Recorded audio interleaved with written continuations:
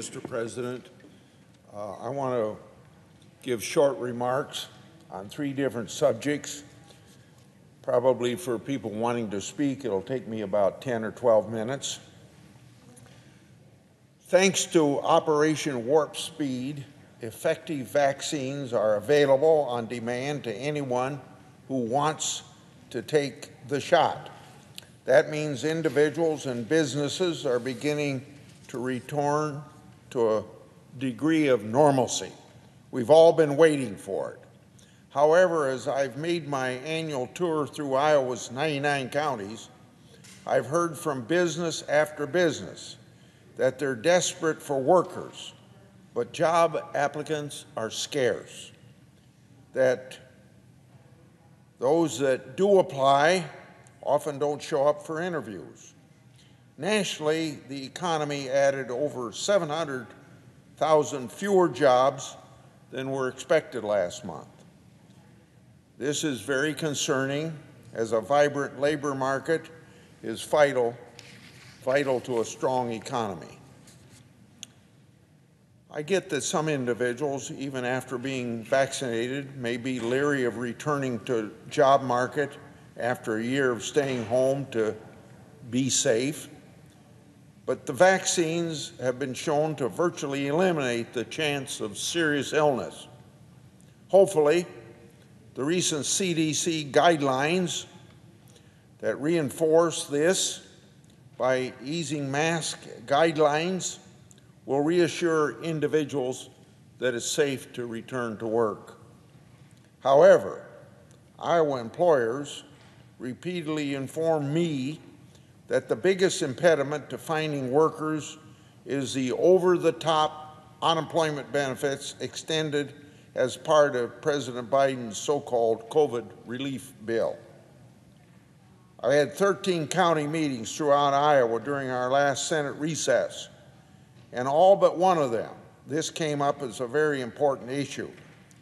The simple fact is, this under partisan COVID package, many individuals can earn more if they don't work than if they do work. That's wrong in principle and has proven disastrous in practice. And as a fact of matter in American society, a job is very essential and center to the quality of life. As my Republican colleagues and I have warned for months, incentives matter. If you can earn more not working than working, it makes perfect sense not to work. I don't blame workers for taking that deal. I blame government policy that puts the individual workers in this predicament. Even prominent liberal economists have acknowledged the problem with continuing to provide increased unemployment benefits. For instance, President Obama's former chief economic advisor, Jason Furman, admitted that if he were in a low unemployment state, he would be seriously, these are his quotes, thinking seriously about whether paying people more not to work than to work was a good thing to continue doing. End of quote. This is the case in Iowa, which has an unemployment rate of 3.7%. That's low even in normal times, but it should be even lower as Iowa has more job openings than unemployed people. I stand firmly behind Governor Reynolds, who recently announced Iowa would end its participation in the counterproductive enhanced unemployment benefit program, and that ending will be effective June the 12th. President Biden talks about the government creating jobs by spending trillions of borrowed dollars, all while spending more borrowed money to pay people not to work. Now, that fails the common sense test. In Iowa, the private sector is already creating more jobs than we can fill. The economy is poised to take off if the government just gets out of the way.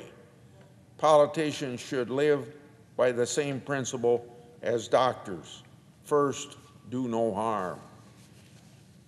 We shouldn't continue pandemic-era policies longer than they're necessary, and that will only slow our economic recovery. Just as the CDC updated its guidance based upon the new reality about masks and about the vaccine, it's time for Congress to conform its policies to the conditions on the ground.